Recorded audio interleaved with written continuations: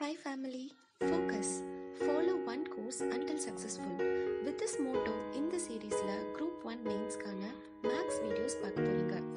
Notes எடுங்க, Max போட்டு பார்த்துட்டே இருங்க until you master it. Exams clear பண்ண உங்களுக்கு ஒரு moral support and a best coaching வேணும்னா full course join பண்ணணும்னா send WhatsApp message to number 9600819370. All the best. Hi friends, நம்ம இன்றைக்கி என்ன டாபிக் பார்க்க போகிறோம் அப்படின்னா ரேஷியோ ப்ரிப்பரேஷனில் சம்ஸ் பார்க்க போகிறோம். இப்போது அதுக்கு முன்னாடி ப்ரிலிம்ஸ்னால் நீங்கள் ஈஸியாக டக்குன்னு சால்வ் பண்ணிடலாம். ஆனால் மெயின்ஸை பொறுத்தவரை நீங்கள் எப்படி ஸ்டெப் பை ஸ்டெப்பாக சால்வ் பண்ண போகிறீங்க அப்படின்றது ரொம்ப முக்கியம். ஒரு சம்மை சால்வ் பண்ணுறதுக்கு முன்னாடி நீங்கள் தெரிஞ்சுக்க வேண்டிய ஒரு குட்டி எப்படி சொல்கிறது, ஒரு ட்ரிக்கு மாதிரி, இல்லை உங்களோட பேப்பர் ப்ரெசன்டேஷனை உங்களோட மார்க்கை ஏற்றி விடுறதுக்கான ஒரு வழின்னு கூட சொல்லலாம். இந்த போர்டில் பாருங்கள், நீங்கள் சம் செய்கிறதுக்கு முன்னாடி இந்த 4 இதை முக்கியமாக தெரிஞ்சுக்கணும். ஒரு சம் செய்கிறீங்க அப்படின்னா ஃபஸ்ட்டு அந்த சம்மை ரீட் பண்ணி அதில் என்ன கொடுத்துருக்காங்க அப்படின்றத கிவன் டேட்டாவில் given அப்படின்னு போட்டு எழுதணும். இப்போ ஃபார் எக்ஸாம்பிள் இந்த சம்ம பாருங்க, the salary of A, B, C are in the ratio. அப்போ ABCஸோட சேலரியோட ரேஷியோஸ் கொடுத்துருக்காங்க. அப்போ அது given டேட்டா ஃபர்ஸ்ட் ஒன். அப்புறம் இன்க்ரிமெண்ட் ஆஃப் த அந்த சேலரி எவ்வளோ பர்சன்டேஜ் இன்க்ரீஸ் ஆயிருக்கு, 15%, 10%, 20%. இந்த 3 கிவன் டேட்டா நமக்கு. இந்த ரெண்டும் அப்படிதானே, இந்த ரெண்டும் ஃபர்ஸ்ட் அந்த சேலரியோட ரேஷியோ, அடுத்து அந்த இன்க்ரிமெண்ட் எவ்வளோ ஆயிருக்கு, இது ரெண்டும் நமக்கு கிவன். இந்த கிவன் என்னன்றதை நமக்கு கிவன்னு போட்டு எழுதணும். இதுக்காக 1 மார்க் அலோகேட் பண்ணியிருப்பாங்க. அதாவது ஒவ்வொரு சம்மை எடுத்துக்கிட்டா பர்டிகுலர் மார்க் டிஸ்ட்ரிபியூஷன் பண்ணி வச்சுருப்பாங்க. இது செஞ்சால் 1 மார்க், இது செஞ்சால் 1 மார்க் அப்படின்ற மாதிரி மெயின்ஸை பொறுத்தவரையில் ஒவ்வொரு ஸ்டெப்புக்கும் ஸ்டெப் வைஸ் மார்க் இருக்கும். ஸோ கிவன் டேட்டா எழுதுறீங்க அப்படின்னா அதுக்கு ஒரு 1 மார்க் இருக்கும். ஃபார்முலா எழுதுறீங்க, இப்போ இந்த சம்ஸ்க்கு ஏதாவது ஃபார்முலா இருக்குது, ஃபார்முலா யூஸ் பண்ணி இந்த சம் செய்யணும் அப்படின்னா அந்த ஃபார்முலா என்ன அப்படின்றத மென்ஷன் பண்ணி அதை ஒரு பாக்ஸ் பண்ணி வச்சிடணும். அதுக்கு ஒரு 1 மார்க். அடுத்து இந்த சம்மை சால்வ் பண்ணுற அந்த சொல்யூஷன் போட்டு அது சம் செய்யணும், அதுக்கு ஒரு 2 மார்க் வச்சுருப்பாங்க. ஃபைனலாக ரிசல்ட்டுன்னு போட்டு என்ன ஆன்சர் கிடைச்சிச்சோ, இப்போ எனக்கு கேட்டிருக்கிறது என்ன, new ratio of their salary. அப்போ நியூ ரேஷியோ என்ன அப்படின்றத போட்டு அந்த கிடைச்ச நியூ ரேஷியோ போட்டு பாக்ஸ் பண்ணி காமிக்கணும். இதுக்கு 1 மார்க். நீங்கள் சும்மா ஆன்சரை கண்டுபிடிச்சிட்டிங்கன்றதுக்காக உங்களுக்கு 5 மார்க் கொடுத்துட மாட்டாங்க மெயின்ஸை பொறுத்தவரையில். இப்படி ஸ்டெப் பை ஸ்டெப்பாக ஒவ்வொரு சம்முக்கும் எழுதணும். ஓகேவா? இப்போ எனக்கு நான் என்ன கிவன் கொடுத்துருக்காங்களோ அதை எடுத்து எழுதிக்கிட்டேன். அப்படிதானே, ABC இது 3 சேலரியோட ரேஷியோ என்னன்றது எனக்கு கொடுத்துருக்காங்களா. ஸோ கிவனில் கிவன் அப்படின்னு போட்டுட்டு ABC சேலரி ரேஷியோ 2:3:5 அப்படின்னு எழுதிட்டு அடுத்து என்ன டேட்டா கொடுத்துருக்காங்க, இன்க்ரிமெண்ட், அந்த சேலரியோட இன்க்ரிமெண்ட் எவ்வளோன்னு கொடுத்துருக்காங்க அதையும் எழுதிட்டேன். இது ரெண்டையும் நான் கிவன் டேட்டாவில் எழுதிட்டேன்.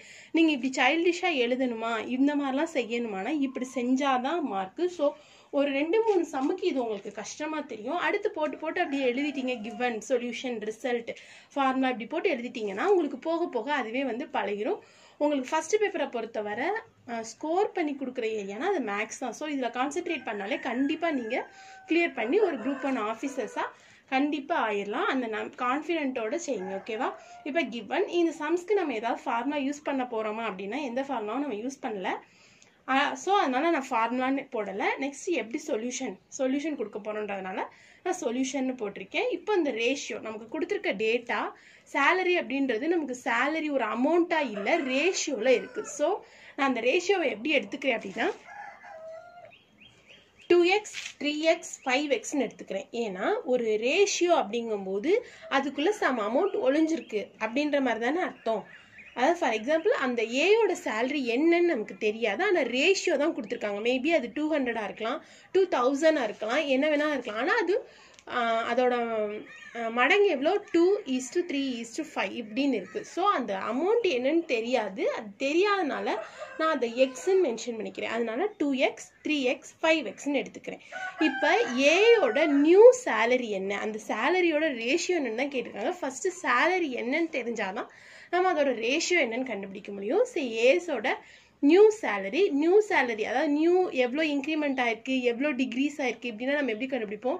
அதாவது கீழே டோட்டல் பர்சன்டேஜ், அதாவது 100% எவ்வளோ நமக்கு இன்க்ரீஸ் ஆயிருக்கு அப்படின்னா 15% இன்க்ரீஸ் ஆயிருக்கு. ஸோ 100லேருந்து 15 இன்க்ரீஸ் ஆயிருக்கு அப்படின்றதுனால மேலே நான் 115 போட்டிருக்கேன்.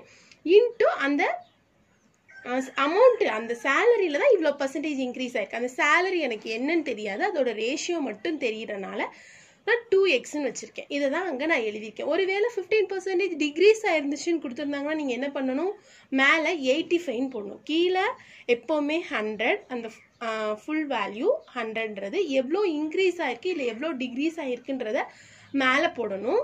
இன்ட்டில் அந்த அமௌண்ட் கொடுத்துருந்தாங்கன்னா அமௌண்ட்டு, இல்லை ரேஷியோ கொடுத்துருந்தாங்கன்னா அந்த ரேஷியோவை அமௌண்ட்டாக கன்வெர்ட் பண்ணுறதுக்கு ஒரு வேரியபிள் ஐட்டம் சேர்த்துட்டு நான் அதை போட்டிருக்கேன்.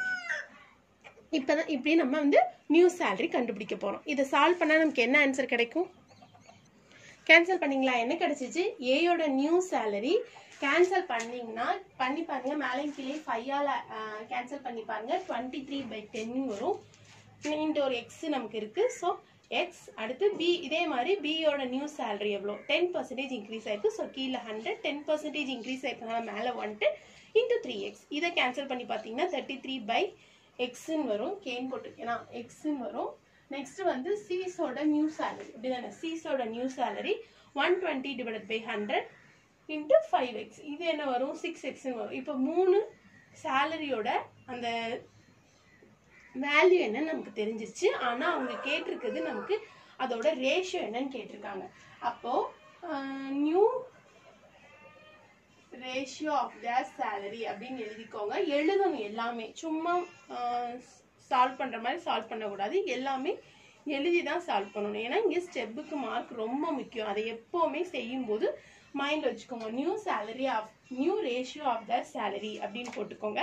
போட்டுட்டு ஈக்குவல் டு நியூ ரேஷியோ நமக்கு என்ன கிடைச்சிருக்கு? 23/10x, 33/10x, 6x அப்படின்னு இருக்கு. இது மூணையும் நம்ம ஈக்குவலாக இருக்கணும். ரேஷியோங்கும் போது எப்பயுமே ஈக்குவலைஸ் பண்ணி தான் வச்சுருக்கணும். இப்போ ஈக்குவலைஸ் பண்ணுறதுனா எப்படி? 3க்கும் எல்சிஎம் எடுக்கணும். எல்சிஎம் எடுத்திங்கன்னா கீழே 10 இருக்குது. ஸோ பிரச்சனை இல்லை. செகண்ட் வேல்யூ ஃபஸ்ட்டு டேர்மில் 23/10 இருக்குது, அதனால அதை அப்படியே வச்சுக்கலாம். செகண்ட் டேர்மை பாருங்கள் 33/10 இருக்குது. ஸோ ரெண்டுமே ஈக்குவல், அப்போ அதையும் வச்சுக்கலாம். தேர்ட் டேர்மில் 10 கீழே வரணும். அப்போ என்ன பண்ணணும், நம்ம மேலேயும் 10ஆல் மல்டிப்ளை பண்ணுவோம் எல்சிஎம் எடுக்கிறதுனா. ஸோ ஃபைனலாக நமக்கு எப்படி கிடைக்கும்? 23/10x, 33/10x, 60x அப்படின்னு கிடைக்கும். அப்படிதானே? ஒரு 10ஆல் மல்டிப்ளை பண்ணணும். அப்படின்னா தான் கீழே 10 வருமா? எல்லாத்துக்கூடையும் 10ஆல் மல்டிப்ளை பண்ணணும். மல்டிப்ளை பண்ணிங்க அப்படின்னா 23x, 33x, 60x கிடைக்குமா? ஓகே, எல்சிஎம் எடுத்திங்கன்னா கிடைக்கும்.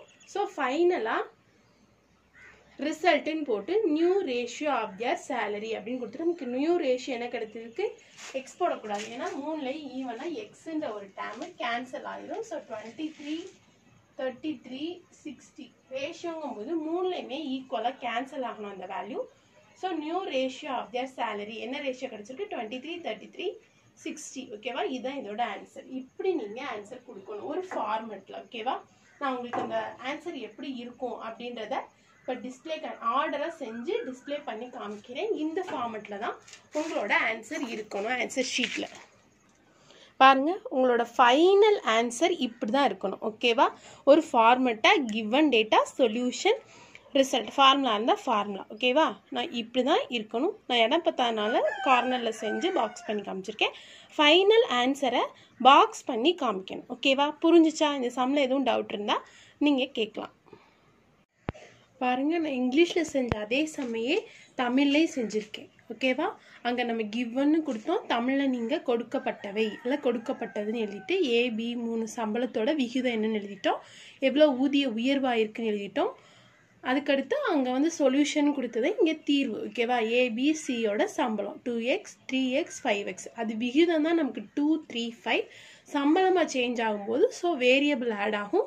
அதனால் நான் 2x, 3x, 5xன்னு வச்சுருக்கேன். ஸோ எங்கே ஏயோட புதிய சம்பளம் எவ்வளோ? அப்போ கீழே வந்து 100, மேலே எவ்வளோ இன்க்ரீஸ் ஆகிருக்கு இன்ட்டு அந்த சம்பளம் எவ்வளோ எடுத்திருக்கோம்? 2x தானே. இந்த 2xலேருந்து இன்க்ரீஸ் ஆக போகுது. அப்போ 100 எவ்வளோ ஆயிருக்கு? பர்சன்டேஜில் இங்கே கொடுத்துருக்காங்க இல்லையா? அதனால் 10% அப்படின்றதுனால 110. இப்படி தானே? ஃபஸ்ட்டு எடுத்தோன்னே 10%, 15%, 20%. சம்மில் நான் மாற்றி எழுதியிருக்கேன், நீங்கள் மாற்றிக்கோங்க. 10, 15, 20. ஓகேவா? சொல்யூஷனில் மாற்றிருக்கேன். சம்மு 15%, 10%, 20%. அது கரெக்டு தான். கீழே வந்து மாற்றி எழுதியிருக்கேன். ஸோ அதை மாற்றிக்கோங்க. 100 மேலே வந்து 15% இன்க்ரீஸ் ஆகிருக்கு. அப்போ 115, 2x. ஸோ ஃபைனலாக ஒரு ஆன்சர் கிடைக்கும். 3 நமக்கு கிடச்சிருக்கிறது சம்பளம். அவங்க கேட்குறது ரேஷியோ. ஸோ ரேஷியோவில் 23/10 into x, 33/10 into x, 6x இருக்கு. கீழே நம்ம எல்சிஎம் எடுத்தால் கீழேயும் மேலேயும் தேர்ட் டேர்மில் 10ஆல் பெருக்கணும். ஸோ 60x/10 கிடைக்கும். ரேஷியோவில் காமனாக இருக்கிறத கேன்சல் பண்ணிடலாம். அப்படி தானே? அப்போ 3ல எக்ஸ் இருக்குது, எக்ஸு கேன்சல் ஆயிரும். 10 இருக்குது, 10 கேன்சல் ஆயிரும். ஃபைனலாக நமக்கு என்ன ரேஷியோ கிடைக்கும்? ஏபிசியின் புதிய சம்பள விகிதம் 23, 33, 60. இதான் நமக்கு ஃபைனல் சொல்யூஷன். இதை விடைன்னு போட்டு எழுதி பாக்ஸ் பண்ணி காமிக்கணும். ஓகேவா? இப்படி செஞ்சால் தான் உங்களுக்கு இப்போ ஒரு 10 மார்க்னா ஒவ்வொன்றுக்கும் இப்போ கொடுக்கப்பட்டதுக்கு ஒரு 2 மார்க்கு, ஒரு தீர்வுக்கு 6 மார்க்கு, ஒரு விடைக்கு 2 மார்க், இப்படி அலோகேட் பண்ணுவாங்க. ஒருவேளை 5 மார்க்னா 1, 2 அப்படி அலோகேட் பண்ணுவாங்க. ஓகேவா? சும்மா செஞ்சால் பண்ண மாட்டாங்க. இப்படி ஸ்டெப் பை ஸ்டெப்பாக செய்யணும். ஓகேவா? கான்ஃபிடென்ட்டோடு செய்யுங்க ஃப்ரெண்ட்ஸ். கண்டிப்பாக பழகிடும். நீங்கள் நிறையா ஸ்கோர் பண்ணி குரூப் 1 மெயின்ஸை ஈஸியாக கிளியர் பண்ணி அச்சீவ் பண்ணலாம். ஓகேவா? வாங்க ஃப்ரெண்ட்ஸ், நம்ம செகண்ட் சம்முக்கு போகலாம். இப்போ இந்த ஒரு சம் எழுதி போட்டிருக்கேன் பாருங்கள். If ₹782 be divided into 3 parts proportionally to 1/2 is to 2/3 is to 3/4, then first part is. அதாவது ஒரு 782ன்னு ஒரு அமௌண்ட் இருக்குது. இது 3 பார்ட்டாக நமக்கு பிரிக்கிறாங்க. அதோட ரேஷியோ தான் அந்த 3 ரேஷியோ. இப்போ இப்படி இந்த ரேஷியோவில் பிரித்தா நமக்கு ஃபஸ்ட்டு பார்ட்டோட அமௌண்ட் எவ்வளோன்னு கேட்டிருக்காங்க. அதாவது இன் ருபீஸ், ரூபாயில் எவ்வளோன்னு கேட்டிருக்காங்க. ஸோ 3 பார்ட்ஸ் என்னென்ன இருக்குது? 3 பார்ட் என்னென்ன இருக்குது? 1/2, 2/3, 3/4. இந்த 3 பார்ட்டாக இருக்கா? ஸோ அதை நான் கிவன் டேட்டாவில் எழுதிட்டேன். டோட்டல் அமௌண்ட் எனக்கு வந்து 782. இதையும் நான் கிவன் டேட்டாவில் எழுதிட்டேன். இது ரெண்டும் நமக்கு கொடுத்துருக்காங்க. இப்போ நம்ம இதை சால்வ் பண்ண போகிறோம். ஃபஸ்ட்டு ரேஷியோ 3மே அன்ஈக்குவலாக இருக்குது. ஸோ ஃபஸ்ட்டு நம்ம ரேஷியோவை ஈக்குவல் பண்ணிவிட்டு அதுக்கப்புறம் தான் சால்வ் பண்ண ஆரம்பிக்கணும். போன சம்மில் செஞ்சோம்ல அதே மாதிரியே இந்த சம்லையும் இந்த 3க்கும் எல்சிஎம் எடுக்கணும். எதுக்கு? 2, 3, 4 இந்த 3 நம்பருக்கு எல்சிஎம் எடுக்கிறோம். So take LCM of 2, 3, 4. 3க்கு எல்சிஎம் எடுத்திங்கன்னா என்ன வரும்? 12 வரும். ஓகேவா?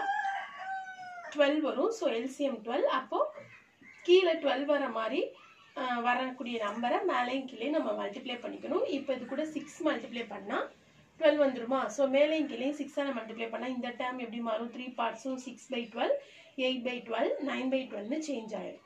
இப்போ இதுதான் நம்மளோட ரேஷியோ. நான் என்ன சொன்னேன்? ரேஷியோன்றது சம் பார்ட் அதில் ஒளிஞ்சிருக்கு. ஸோ அது என்னன்னு நமக்கு தெரியாது. ஒருவேளை அதை அமௌண்ட்டாக மாற்றுறோம் அப்படின்னா அந்த ரேஷியோவை அமௌண்ட்டாக மாற்றுறதுக்கு நம்ம வந்து அந்த வேரியபிள், அதாவது என்ன வேரியபிள்? எக்ஸ்ன்ற ஒரு வேரியபிளை சேர்த்துக்கணும். அப்போனா தான் ரேஷியோவில் இருக்கிறத நம்ம ஒரு அமௌண்ட்டாவோ இல்லை ஒரு வேல்யூவாவோ மாற்ற முடியும் அப்படின்னு சொன்னேன். அப்போ இது நான் எப்படி மாற்றிட்டேன்? 6x. ஓகேவா? 6x, 8x, 9x. இப்போ இது எனக்கு ஒரு வேல்யூவாக மாறிடுச்சு. சம்மில் என்ன கொடுத்துருக்காங்க? இது 3ஓட டோட்டல் தான் 782. அந்த டோட்டல் அமௌண்ட் தான் 782ன்னு நமக்கு சம்மில் கொடுத்துட்டாங்க. இந்த டோட்டல் அமௌண்ட் என்னன்னு தெரியுமே ஒழிய இண்டிவிஜுவல் அந்த 3 இதுக்கும் ஒரு இண்டிவிஜுவல் ரேஷியோ தான் கொடுத்துருக்காங்க. அந்த இண்டிவிஜுவல் அமௌண்ட் என்னன்னு தெரியாது. கேட்டிருக்கிறது நமக்கு அந்த ஃபர்ஸ்ட் பார்ட், அந்த ஃபர்ஸ்ட் ரேஷியோவோட அமௌண்ட் என்னன்னு தான் நமக்கு கேட்டிருக்காங்க. ஸோ இது 3 சம் பண்ணால் நமக்கு கிடைக்கக்கூடிய வேல்யூ தான் 782. இதுலேருந்து அதாவது அந்த எக்ஸ் என்னன்னு கண்டுபிடிச்சிடலாம். ஸோ எக்ஸை வச்சு அந்த ஃபர்ஸ்ட் பார்ட் என்னன்னு கண்டுபிடிச்சிடலாம். அப்படி தானே? ஸோ 3 ஆட் பண்ணிங்க. 23x = 782 வரும். எக்ஸ் இந்த பக்கம் வச்சுட்டு 23 கீழே கொண்டு போனீங்க அப்படின்னா கேன்சல் பண்ணிங்கன்னா எக்ஸோட வேல்யூ 34ன்னு கிடைக்கும். ஸோ ஃபர்ஸ்ட் பார்ட் நமக்கு என்ன? 6x தான் ஃபர்ஸ்ட் பார்ட்டோட வேல்யூ. அப்படி தானே? எக்ஸுக்கு பதிலாக 34 நமக்கு தெரிஞ்சிருச்சு. ஸோ 6 × 34 = 204. அப்போ ஃபர்ஸ்ட் பார்ட்டோட அமௌண்ட் எவ்வளோ? 204. இதே மாதிரி செகண்ட் பார்ட்டோ தேர்ட் பார்ட்டோ கேட்டால் உங்களால் சால்வ் பண்ண முடியும். அப்படி தானே? இதில் வந்து சம்மில் வந்து ஃபர்ஸ்ட் பார்ட் மட்டும் கேட்டிருக்காங்க.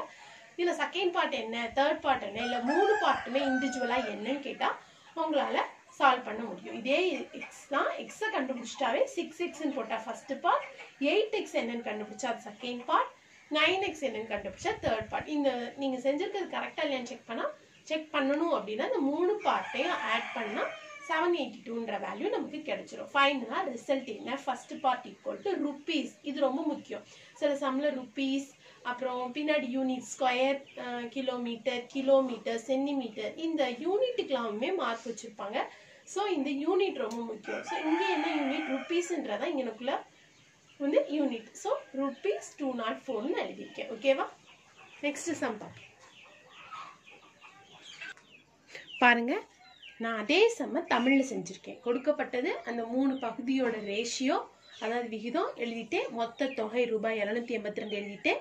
இப்போ நம்ம சொல்யூஷன் கண்டுபிடிக்க போறோம். ஸோ எல்சிஎம் 2, 3, 4ஓட எல்சிஎம் என்ன? மீச்சிமா என்ன? 12ன்னு கண்டுபிடிச்சிட்டோம். அப்போ அந்த 3 பகுதி எப்படி மாறிடும்? 6/8, 6/12, 8/12, 9/12ன்னு மாறிடும். அப்போ அந்த 3 பகுதியோடைய அமௌண்ட் எப்படி? எக்ஸ்ன்னு வச்சுப்போமா? அப்போ 6x, 8x, 9xன்னு வச்சுக்கிறோம். டோட்டல் அமௌண்ட் என்னன்னு நமக்கு தெரியும், 782.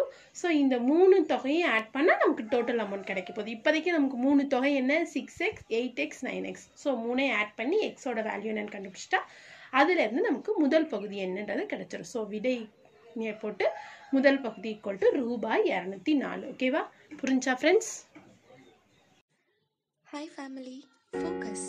Follow one course until successful. With this motto, இந்த சீரீஸ்ல குரூப் 1 மெயின்ஸ்க்கான மேக்ஸ் வீடியோஸ் பார்க்க போறீங்க. நோட்ஸ் எடுங்க, மேக்ஸ் போட்டு பார்த்துட்டே இருங்க until you master it. Exams clear பண்ண உங்களுக்கு ஒரு moral support and a best coaching வேணும்னா, full course join பண்ணணும்னா, send WhatsApp message